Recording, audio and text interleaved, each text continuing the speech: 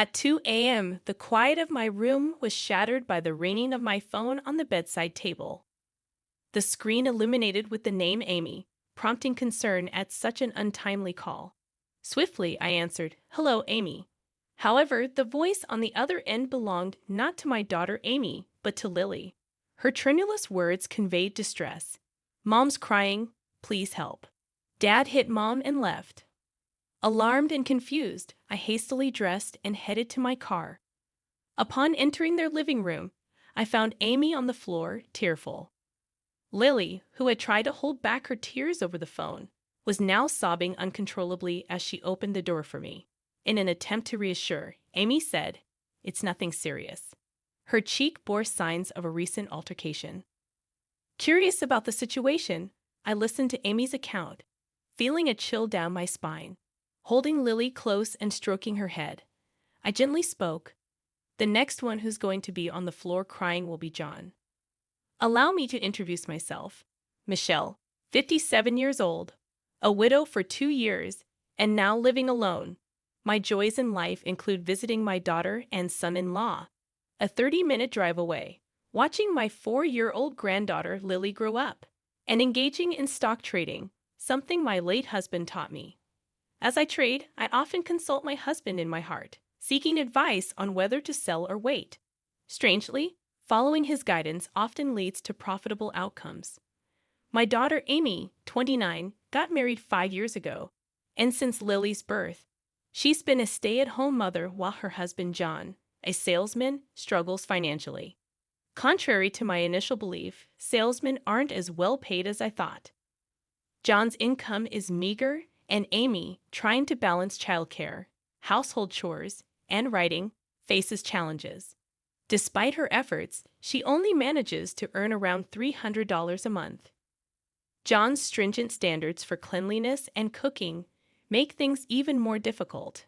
He disapproves of shortcuts and insists on home-cooked meals, limiting Amy's productivity. To support my daughter and granddaughter, I provide financial assistance every month, derived from my hobby earnings. Understanding John's pride, I advised Amy to keep it a secret. During my visits, I noticed John's hurried demeanor, quickly showering and leaving after brief discussions with Amy in their upstairs room. John's life as a salesman seemed challenging, and I needed to prepare materials for the next day's work. Despite the demands, he appeared to be doing his best without complaints. As he left in his suit, he apologized for leaving while I was there, promising to return soon.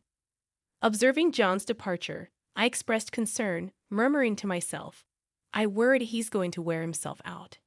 Amy, giving a wry smile, seemed a bit discontented. Peering into her face, I asked if she was upset because he didn't get to eat the meal she prepared. "It's not that," she replied with a hint of reluctance, explaining that he claimed it was work and couldn't be helped.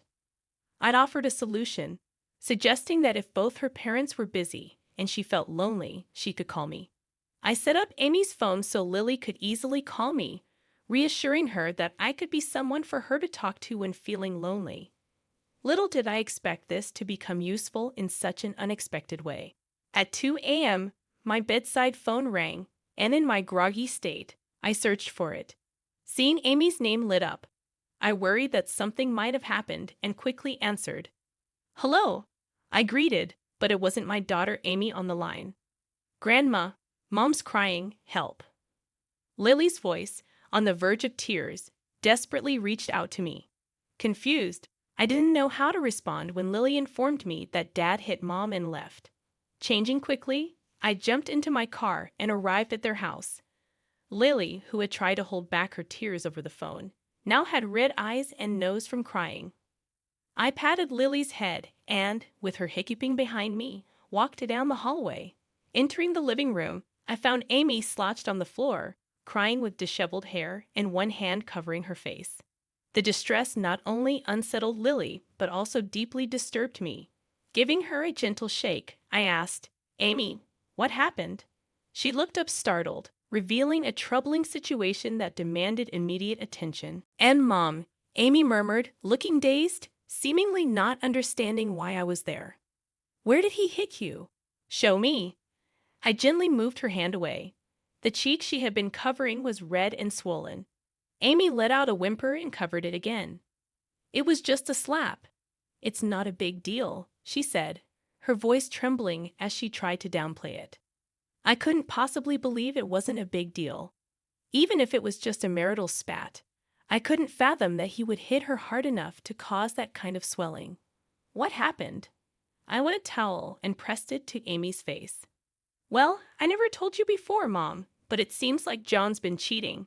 Amy confessed, her voice heavy with emotion. Cheating? I echoed, stunned by the revelation. Yeah, he told you he was going back to work the other day, but he actually demanded money from me, she explained. How could going back to work require so much money? I accidentally saw the notification on his phone, and the messages were from a woman with sweet words.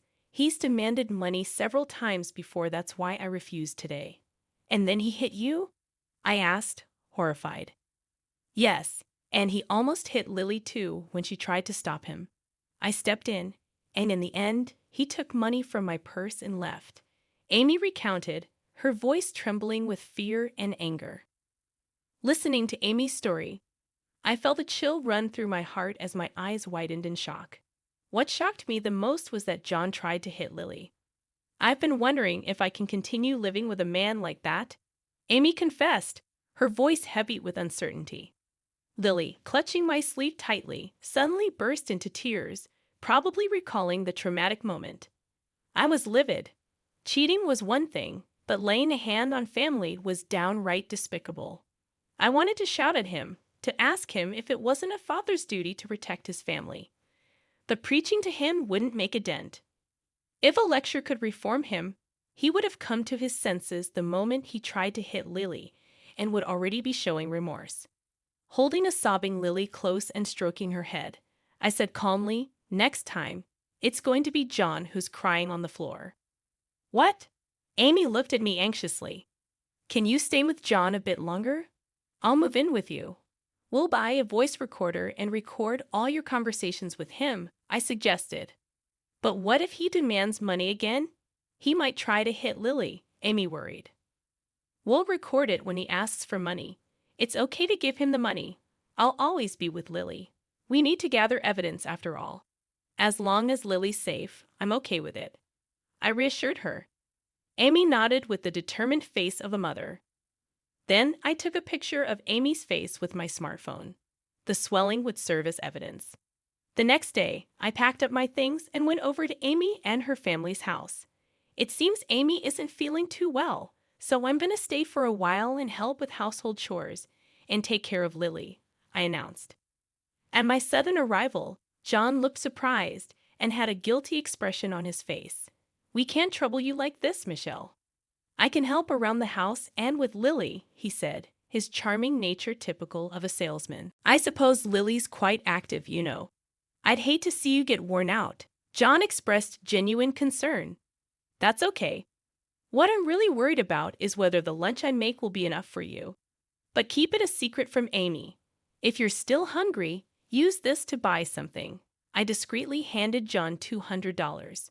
He scratched his head and said, Gosh, I feel kind of bad about this. But he put the money in his pocket anyway. He couldn't object to me staying now. From that day on, whenever John came home, I decided to stay in Lily's room and play with her for at least an hour. I tried to always be with Lily and even took a bath with her. This was to give John a chance to talk to Amy without being wary of me. As soon as we finished taking a shower, we're all done now, John would say with a smile. Guess it's my turn then. Take your time. On the surface, I got along with John, but as soon as he stepped into the bathroom, I checked in with Amy. Did he say anything? I asked. He did. He thought it was odd when you suddenly decided to live with us. So he asked me if you had said something. Amy giggled before continuing. John asked me if I had said anything to you, so I told him about you hitting me yesterday. He went silent, so I said I wouldn't dare say something like that. And then what did he say? Don't tell her about it, or I'll hit you again, Amy revealed. He didn't realize I was recording, so he dug his own grave. Seeing Amy laugh like that was reassuring. She seemed like a completely different person from last night. I hope my presence here can be of some encouragement, I said, and Amy and I nodded in agreement. The next evening, while John was in the bath, what we did was check his messages. We were looking for signs of an affair, but to our astonishment, John seemed to have relationships with several women. He has a child, yet he still does this. Amy voiced her disgust under her breath. If he was cheating with women like this, no amount of money, even if he's rich, would ever be enough. Let's meet up, maybe hit that hotel again. Yesterday was awesome. Amy read aloud while slowly scrolling through these messages. I took a video of John's entire smartphone screen. Hold on a minute, is this? Amy paused and stared intently at the screen. The chat displayed the message. Come by my place again next week, Mr. Salesman, dated from the previous week. Amy frowned, especially at the heart emoji at the end of it. It seemed that John was hitting on clients too, leaving us in sheer disbelief. As we looked up at the ceiling, both of us let out a heavy sigh. The next day, we sought legal consultation from a lawyer named Mr. Ramirez. He listened attentively to our story and explained that the video capturing the chat alone wouldn't suffice as solid evidence.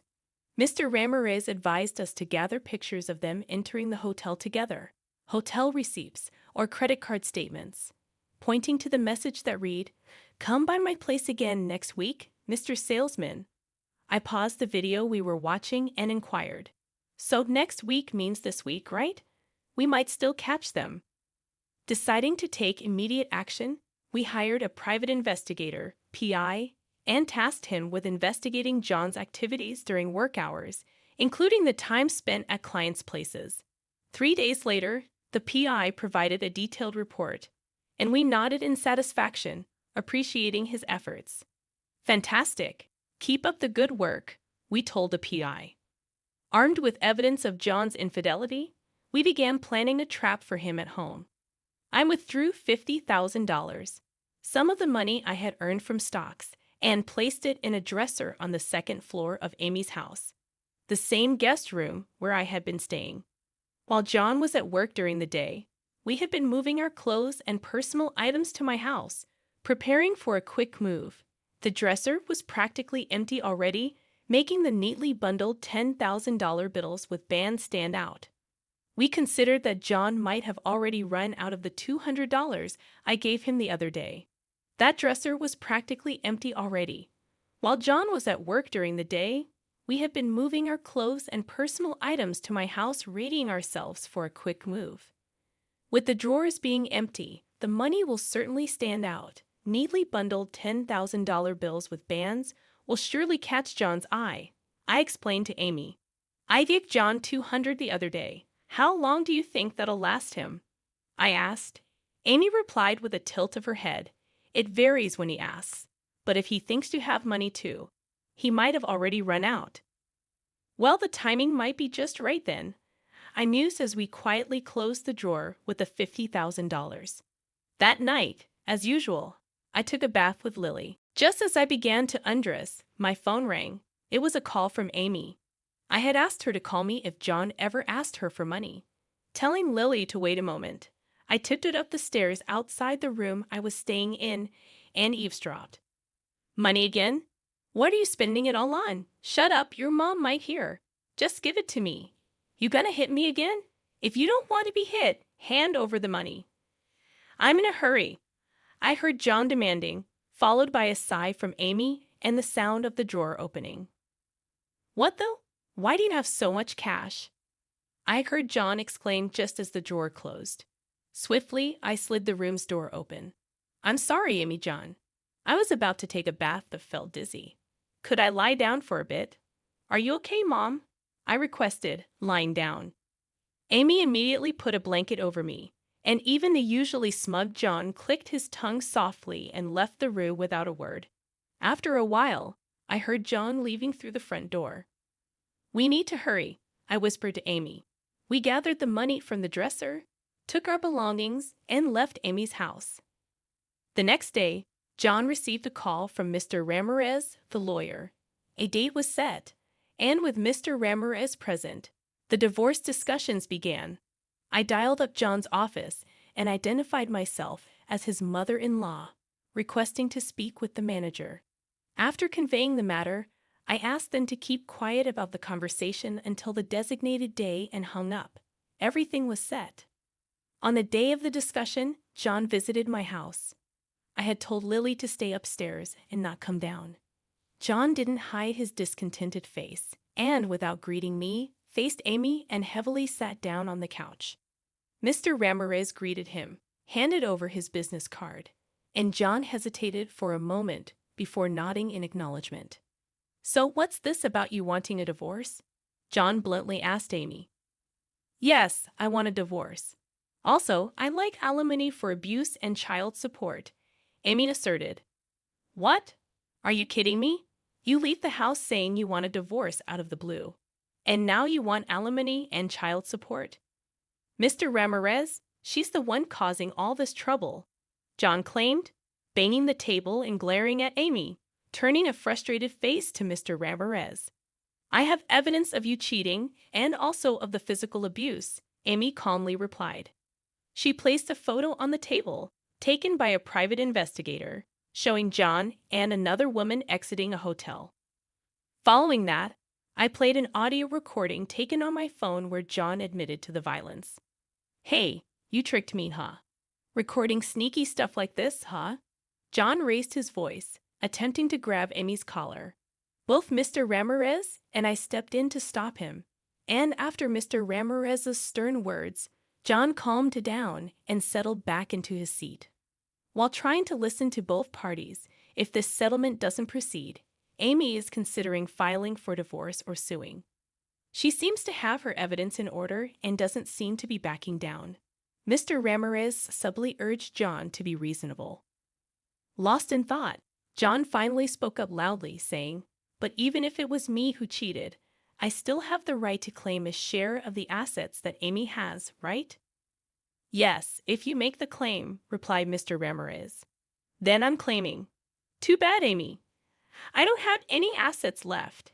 "Hand over half of yours," John said smugly. Amy coolly responded, "I don't have any either." "What?" After a long stare at a stunned John, Amy spoke again. "I don't have any property or money." "Liar.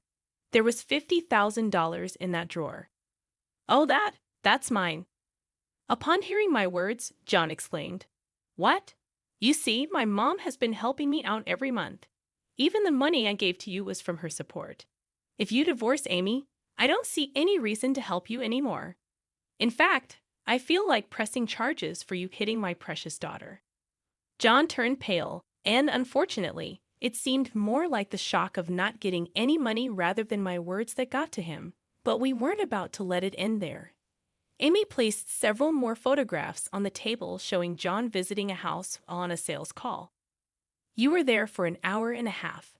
Do sales calls usually take that long? What were you doing inside?" Upon hearing Amy's words, John snorted with laughter, claiming, "Sales involve explaining the product and stuff. Sometimes it takes long. I get asked questions." "Oh, really?" Amy smirked and placed another picture. "So, explaining the product means you got to strip down to your underwear.